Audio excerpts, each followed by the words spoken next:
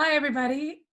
It's Monday. Welcome to your Monday message of mental health with me, Dr. Jen, and my assistant, Rosie, who's giving you an eye. We are from the Rose Center for Learning, both of us. And we talked a lot this week, didn't we, Rosie, about what our Monday message should be. Blah, blah. And we decided that our Monday message of mental health for you today is to be the lion or the lamb. What does that mean? Lion or lamb?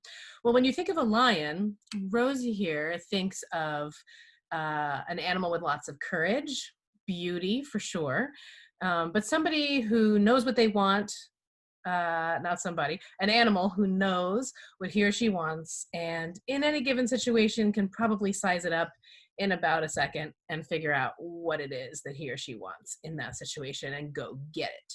So that's a lion. Courage and kind of chutzpah and grit and no nonsense and good self advocacy. That's a lion. Now, a lamb, on the other hand, is a lamb is quiet and sweet and sort of stays in the background and allows other people to flourish, or is just sort of quiet about its own needs. Now, I have no idea if that's actually what a lamb is like. I haven't met a lot of lambs, but somehow this has come across as this is lamb quality, at least according to Rosie. So it's quite possible that some of you have better knowledge of lambs than I do and are going to write comments saying that is not at all what a lamb is like. And so I say, I'm sure you're right, but can you just go with me on this illustration for today? Thanks. So I mean, she's a dog, so I don't know how much she really knows about other animals either, but this is what she wanted, so we're going with it. So everybody has both lamb and lion in them, but usually we will tend to gravitate towards one way, either a lot of lamb or a lot of lion. And in any given situation, one of the things we have to ask ourselves is what is really called for here. Is it that I need to get in touch with my inner lion and let my lion come out, or is this a really good time for my lamb to be prominent?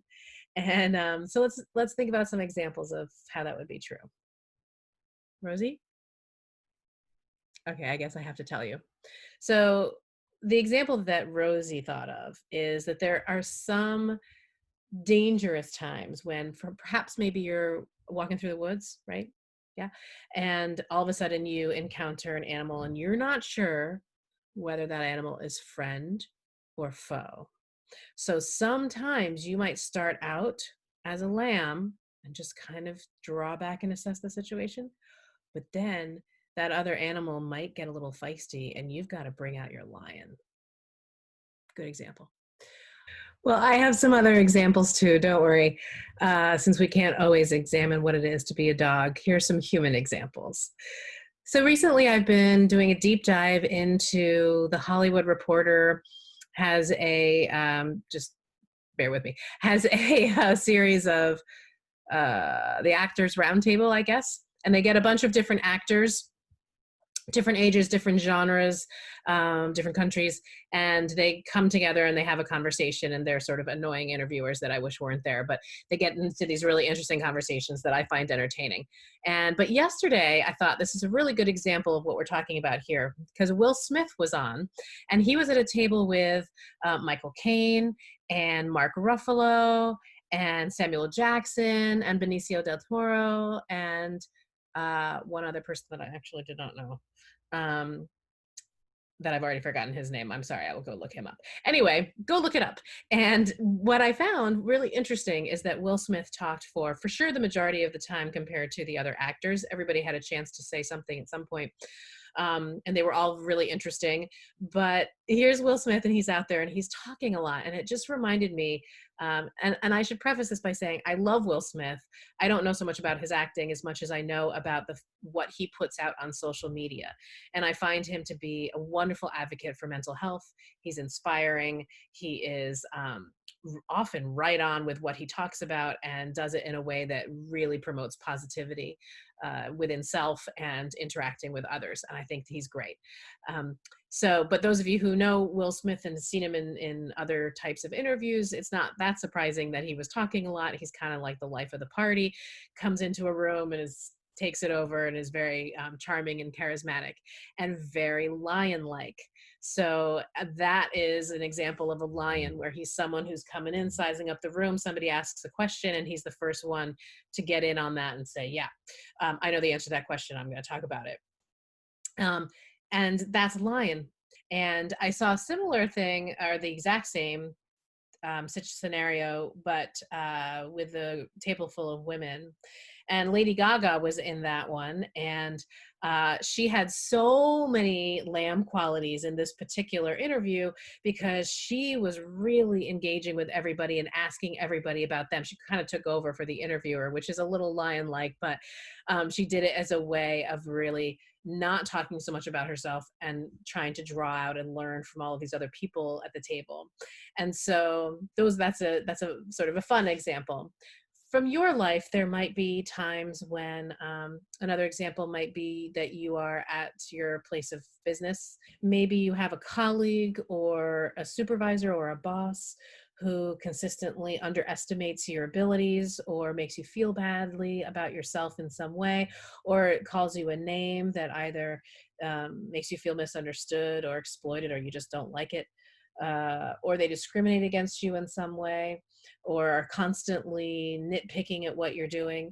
Whatever it is, some sort of unpleasant job experience that really requires your inner lion to come out and stand up for yourself.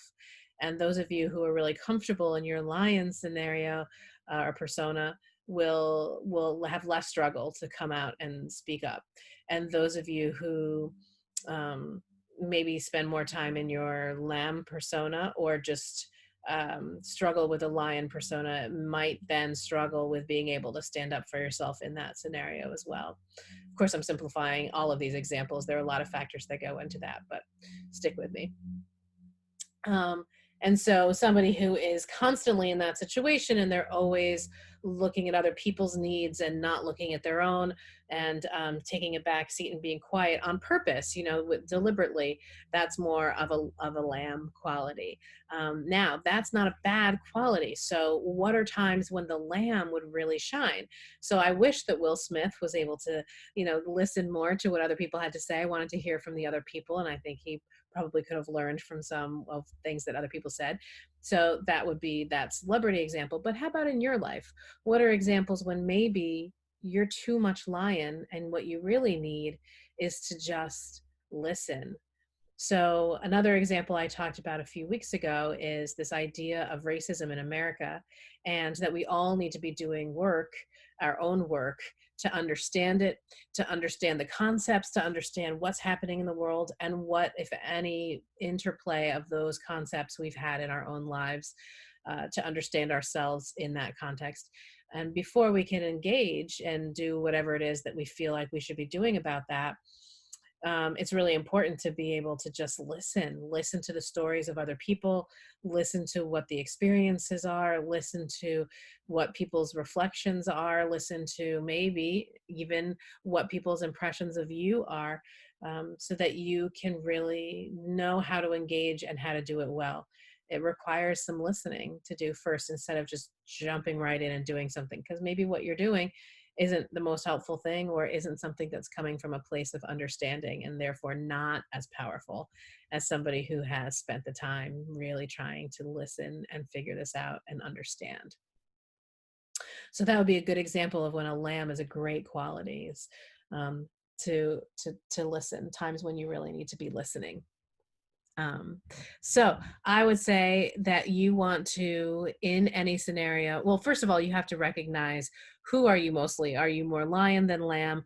Some of you might have worked really hard already to rebalance this in yourselves and to be a good equal balance of lion or lamb. In which case, if that's you, congratulations, well done, nice work. And if you've never done that, then it's interesting to kind of think about it and say, like, we do all are both, but in certain scenarios, do you tend to be one or the other, and why? And just have some moments of reflection to kind of look into that and see, lion, lamb, what you're about. And then what I would say is that it's good to practice. If you find yourself predominantly one or the other, then it's good to really practice embracing the other animal in you. And You can practice with friends and family members. You can practice with yourself in the mirror, but to just seek out situations and say, okay, I'm always the lamb in this situation. Let me try out the lion, or vice versa, and to see where that gets you. Go down a little experimental path. And then certain situations call for one or the other. And sometimes people start out with a lion, and then they see how that goes, and then they can always backpedal and say, I need to sort of maybe embrace the lamb now, and vice versa. Some people might start out with a lamb and then maybe backpedal and say, okay, I really need to, it's time for the lion to come out. And so different situations will call for different things. And as part of that pivot that I talked about weeks ago, of sort of mastering the pivot of your life, this is one of many, many examples of what it means to pivot. And so if you are well versed in both animals within you, it's going to be a lot easier for you to pivot when necessary. And it'll make you feel very good about the situation, and that you have a good command of the situation and your role to play in it, all of which increases your mental health. So go forth this week and embrace both your lion and your lamb. Get to know them both and use them both in different situations and see what results come in. So on that note, you guys can't tell, but she's totally asleep now and is twitching, and it's tickling my back, and it's making me, it's very hard not to giggle. Anyway, we are going to say goodbye to you now. Rose, you want to say goodbye? Rosie, Rosie, want to say goodbye? Say bye. Lick your lips. Oh, there you are. Can you say goodbye? Did you get that? She blinked to goodbye in Morse code. I hope you got it. You guys, I forgot to say something totally important. I knew I would. And that is that some of you have been sending me comments and requests for future Monday messages. Thank you so much. I love engagement. I love hearing from all of you, and getting ideas from you is always helpful and always welcome. And so if you are wondering how to do that, there's a really easy way to get a hold of me, and that is to go to my website, www.rosecenterforlearning.com. When you do that, a contact window will pop open and it'll say, send me a message. That's the best way to reach me. You can also obviously leave comments on Insta or Facebook or YouTube, and I will find them as, in any of those places as well. So thanks. Don't be a stranger. See you down the road. Have a great day. Bye.